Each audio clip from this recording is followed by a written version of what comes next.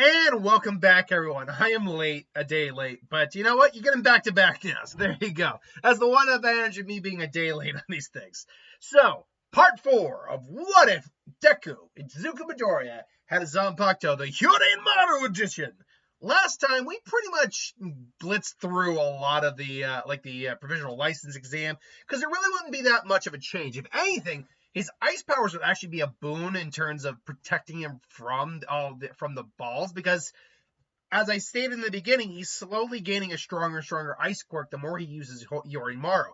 At this point, he can probably create a bit of an ice shield around him. Nothing like feet thick, but like an inch or two thick.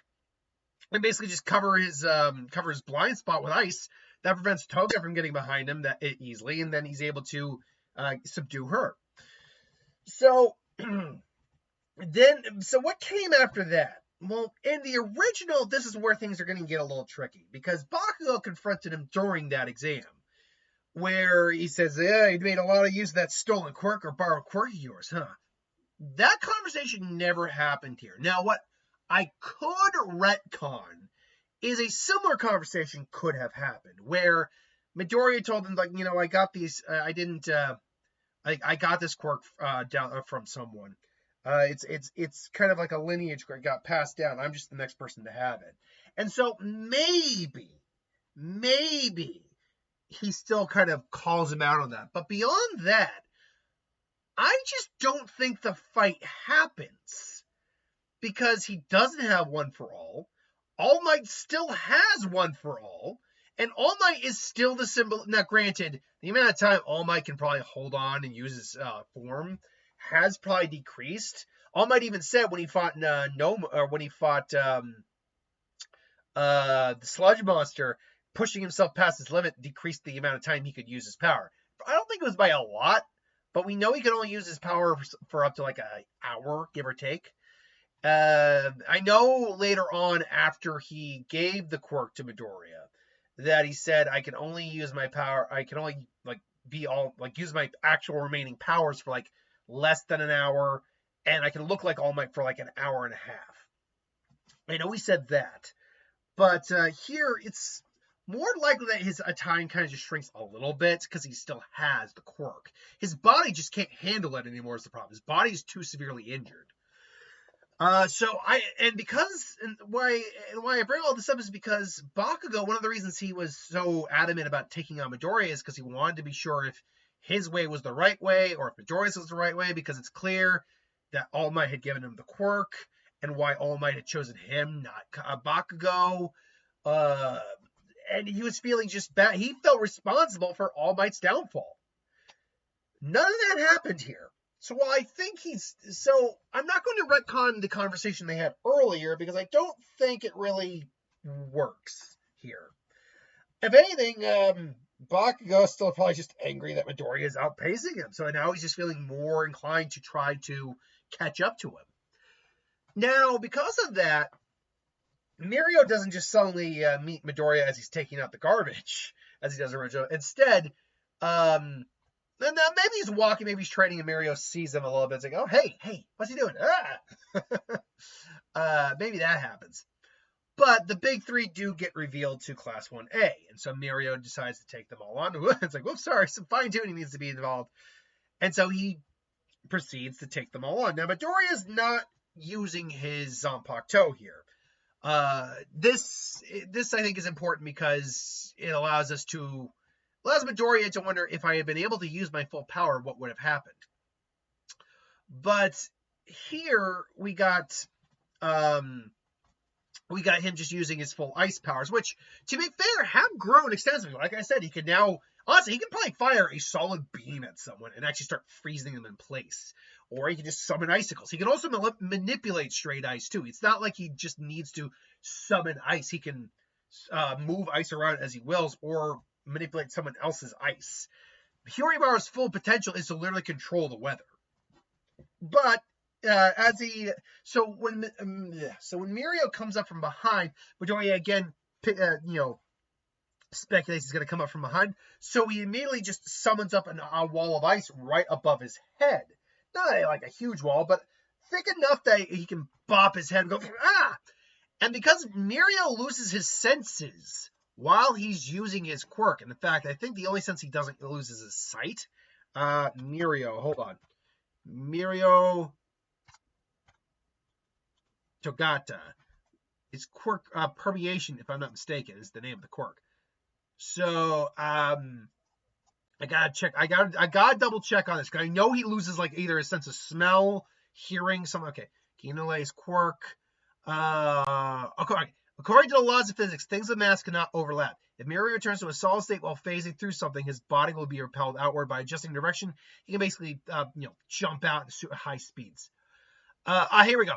While intentionally, he experiences a falling sensation because he still has mass. Furthermore, everything passes through him, including light, sound, and air, meaning he can't see, hear, or breathe while his quirk is active. And he explained, it's even explained that, yeah, that's an insane kind of like downfall. The fact that this kid is as powerful and dangerous as he is really impressive, because that is actually a really big hindrance. But he explains how he trained his quirk up. But because he's got no sensation, he's got no senses there otherwise, when Midoriya makes freezes things up and just high enough so when he gets out, he's like, ha! He actually does hit his head. And goes, ah! And Midoriya suddenly capitalizes on it, hits him with a little bit of ice. Got you! Chris summons his fist and then throws the fist like an attack. The fist pops off, launches the fist. Mirio's he anticipates where it's going to come from. Now Midoriya doesn't know about the weakness of the quirk, but at least I don't think he knew about it at that point. Mirio explained it later. But still, Mirio's that's really impressive. Still, disappears again, and then, comes in, finger touch, and then just goes through him, and boom, just puts Midoriya down. So Midoriya would still lose. It's very rare right now, for at least the videos we've done, for Midoriya to theoretically beat Mirio in a fight. Because that's all about knowing when to counter-strike. It's kind of the Obito scenario, really. You gotta know when to counter-strike your opponent. But beyond that, Midoriya would also have to say the physical endurance or durability or pain resistance to just take a hit from him, which he doesn't have right now. In fact, he's in a much worse state here. At least in the other three scenarios, he did get one for all. Here, he's not. Here, spoilers, he's not getting one for all. So it all goes about the same way here, although he does impress Mirio even more. Now, I believe at this time it's the internship. Because it was a work study the previous time, if I'm not mistaken. This time it's an internship. The question would be raised, does he go with Endeavor here? Because he's worked under Endeavor before. But does the Endeavor want him also? Maybe the fact that he ran off on it's you ran off last time. Screw you. I don't need this. So that's another thing we're going to have to talk about too. Endeavor's role in the story. He's not the number one hero, right? He became the number one hero, but he's not the number one hero. He's still actually very jealous of All Might right now. He's not having really much of that growth. He's probably having a little bit of a growth experience, but it's much slower here with his son. For all he knows is All Might is still the goal for his son to beat. So yeah. But Mirio seeing Midoriya suggests Nighteye. And I know for a fact that All Might did not suggest Nighteye, given the fact they did not part on good terms initially.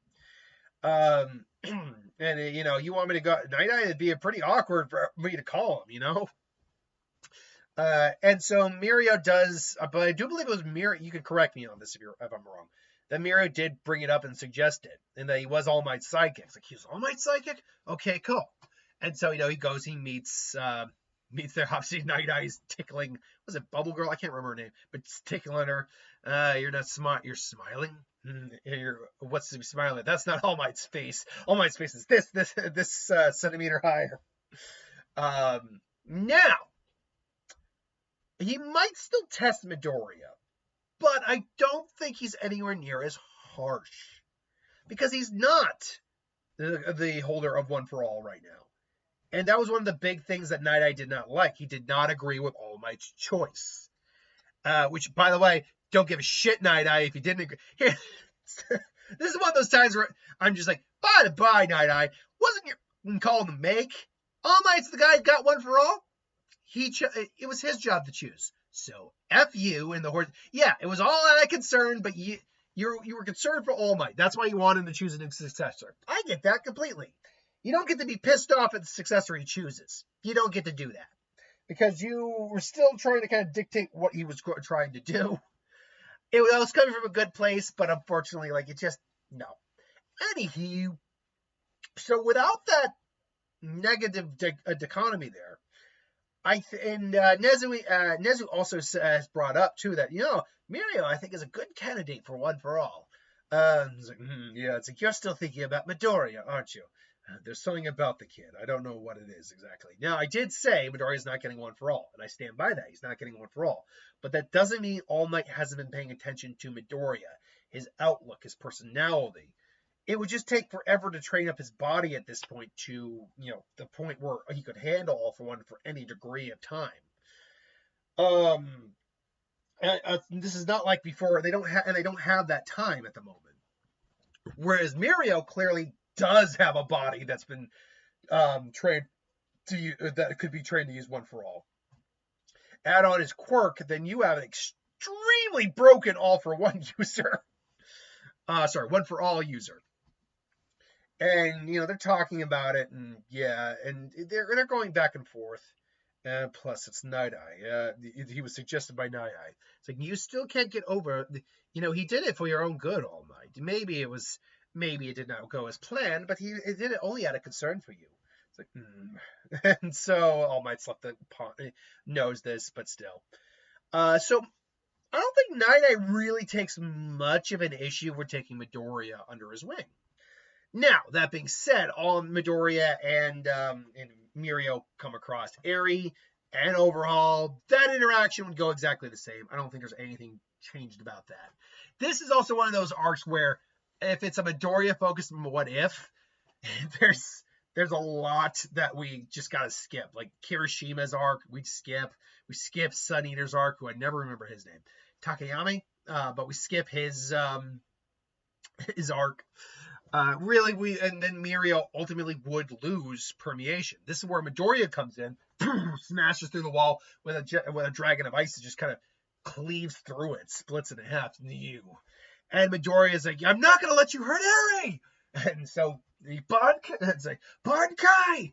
Daigyorin Hyōrinmaru! And Mirio says, don't let him touch you! So, and he's throwing ice at Overhaul, freezing Overhaul even in place. Overhaul just disassembles like the ice as it touches him. It's like, you give Eri back. He disassembles and reassembles and merges himself with one of his cohorts. Midoriya, luckily, with his Bankai and his Zanpakuto, is more of a mid-to-range fighter here. So he freezes the ground, freezing him in place. It's like, that's not enough. It's like, I swear, I'm going to kill you, boy. Eri, come with me now, or all these people are going to die. Eri's not going anywhere with you. You don't get to make those decisions for her. And Eri's looking at Midoriya with awe. It's like, Eri, you're making me mad. And so Midoriya, he's focusing on what he's trying to do, because he has techniques that he can get in close, but unfortunately, that's not a good idea with this guy. Yes, he got in close with his fight with him in the original, but that's because that's all he could do at the time. If, for example, he touches his sword, that's not good. Like, that's just bad. That'd be bad bombing if he touches that sword. And just like merges it with him or something. So, give me 1 second here. I'm getting up the Bankai list of Bankai techniques. Upon activating Bankai, he's able to create it. Go away. I hate when the ads do that. A large shape amount of ice, exactly. Oh, we can make an ice clone. That's right. I forgot about that. Well, I didn't forget about that. Shield of ice wings. Yeah, you can use this shield. Ryosenkin, which is the flower. Dragon Hail Cross, kind of like a flower a little bit. Basically, you stab someone in the throat and they freeze. 1,000-year ice prison. I know that one. The ability is extension of the. Yep, know that one as well. And there are a couple other ones as well. And then there's a complete Bankai, which we're not there yet. So Midoriya is trying his best. It's like, I've got to figure out a way to get him. And obviously he's got the flowers too on his back that are slowly whittling down. Eventually, though, Overhaul gets in close. He's got his wings. The wings just gotcha. And then unfortunately, this is where Deku just Ryosenkai or Ryosenkai. What was it? Ryosenkai. Yeah, Ryosenkai. It just gets frozen. You. You're not going anywhere now. You're not flying anywhere with her. Not with those damaged wings. And Deku's just huffing and puffing. But then he says, what? The rings start to reform. The wings start to reform. It's like, as long as there's liquid around, I can reform my Bankai, my Zanpakuto's Bankai. It's like, so, I don't know what you're talking about, but I've had enough of this. And then obviously, Deku hits him with a massive ice dragon. He goes down, but he sees the other fallen henchman. He gets Eri out of there. He's like, I got you, no worries. And then, it's like, you'll give her back. And I can't remember the exact dialogue that went on here. I should have reread the chapter or had in front of me. It's like, this world needs to be cleansed. That is what her purpose is. So you'll come with me, Eri. And so I'll be over. I'll stop and stop. And Deku just gets in front of her. I won't let you, no matter what. You're going to die. And he comes at him. Deku just, flies off, grabs Eri. And he fires some ice dragon, but now he's overall just gotten too big. And he's like, what am I going to do? And he just thinks, Hyōrinmaru whispers, there is that technique. It's like, you're sure about it? It's like, you're down to your last 3 petals, just like Hitsugaya was. You should be able to control it relatively well with that lack of at the level you're at, or at least give it enough precision. All right then. And he just flies up and squares off. Done running, are you? And Deku just looks at it like, it's time to end this. You know what the power of my quirk is? You're an ice. What do I care? You just make ice. That's not quite true. Yes, ice is an ability, but it's actually the fact that I can literally, the full extent of my power is to manipulate the weather itself. He just holds his hand up and sword up and just twists it like a key.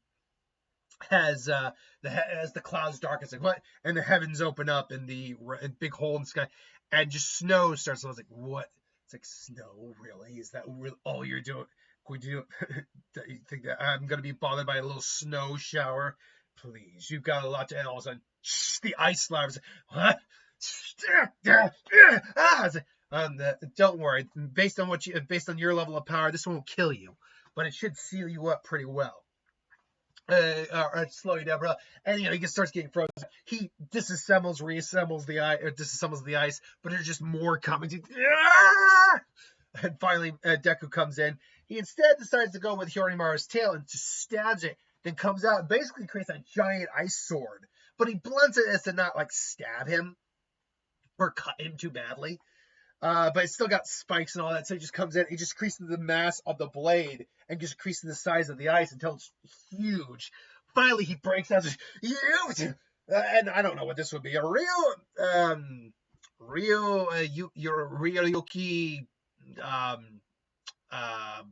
Whatever the Japanese word for blade is, or slash or whatever. So yeah, I'm just making that up. Just boom, just feel like his limbs get frozen off. And he's there and he's passed. I was like, and Deku just, I win. I was like, Deku. And obviously, Eri's power does start to kind of go a little while, but I don't think it's as bad. She hasn't been rewinding him. And then Eraserhead kind of calmed her down.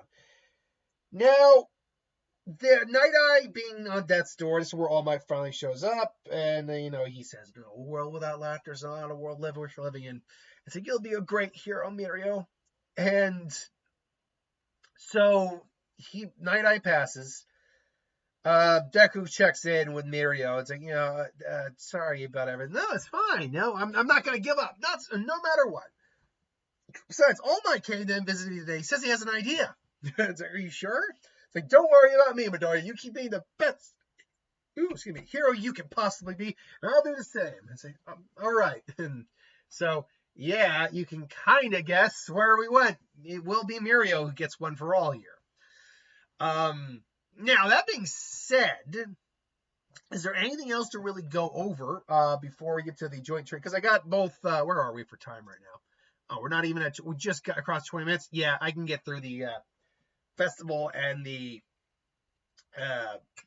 joint training pretty easy. The festival, when he, he's walking around probably with his. He's probably allowed to walk around with his sword in public now. And fighting gentle with this quirk would be interesting. Because Deku can still attack with range. He even like summons ice from his hands, just poof, just kind of actions, and it just hit one even like hits him, and maybe he's able to bind Gentle, but Gentle can literally rubberify anything, including the air. That would mean ice too. So rubber ice is a very interesting concept, to say the least. But the problem for Gentle just simply comes down to his quirk isn't a type of quirk that could overcome the ice very well en masse. Like Midoriya starts, just freezing him down. And if Gentle can't touch it, say with his hands, as far as I know, it's only with his hands. Although, we saw him do it with his feet too. So I guess it's his feet or hands, or is it his entire body? Gentle criminal. Let's see. Let me just see here what his... by the way, I know that Labrava is supposed to be 20 and that he's supposed to only be like in his 30s. First, he was 32 when we met him. He's 40 now. I know people gray at different rates, but there is no way that SOB was 32. I'm 35, and I don't look anything like... Again, everyone different. Anyway, his quirk allows him to bestow the property elasticity. Anything he touches, making it stretchable and bending amounts. The quirk can affect anything from the ground, air itself. Cannot cancel effects. Instead, the effect wears off after some time has passed. By making the air elastic, you can circle a membrane that allows them to float in midair, which you can use as a trampoline to get around quickly. So, he just says he touches it. In theory, yeah, he could probably touch the ice if he gets bound and just caught. But that doesn't mean he can get out of the ice. Like, if you're, let's just hypothetically say, if you're up to your head in sand, even if you made the sand elastic, you're not getting out of the sand. You might be able to move and bounce around in there a bit, but you're not getting out of the sand still. Sand might not be the best option because it is granular, and if you were to make it theoretically elastic, you might be able to bounce around enough to get loose. But you see my point. If you were somehow stuck in concrete, that wouldn't work. Ice I don't think would work either, although ice is a frozen liquid, so maybe, but more than likely Midoriya would probably just freeze him to the ground, so that would be very difficult for him to just, get out of. And Midoriya says, you were the strongest opponent I had ever fought, or toughest opponent I had ever fought. Yeah, he should be noted. I think that gets misconstrued. A lot of people sometimes run with, that means he's stronger than this guy, and overall. No, that's not what he meant. He said you were the toughest opponent, which means, and yeah, he was tough, but it was more of the morality issue and just the feelings Midoriya was having while fighting him. So that means we would lead into the joint training arc, or not joint training. Well, yeah, essentially it's the Class 1A versus Class 1B arc. To wrap it up, as it was brought up, Shinso would not be here because he didn't get a chance to prove himself in the UA School for Sports Festival. And because he didn't get to do that, he didn't get to show off his quirk, which means they didn't consider him for the hero course. Which means this is just the Class 1A and Class 1B classes without Shinso. And I had to read how both those matches went again to understand how that would affect it. So let's break this down. Without Shinso, it's still going to be Kirishima, Denki, Asui, and Shoto. Not Shoto. The guy who talks to animals. Why am I blanking on his name?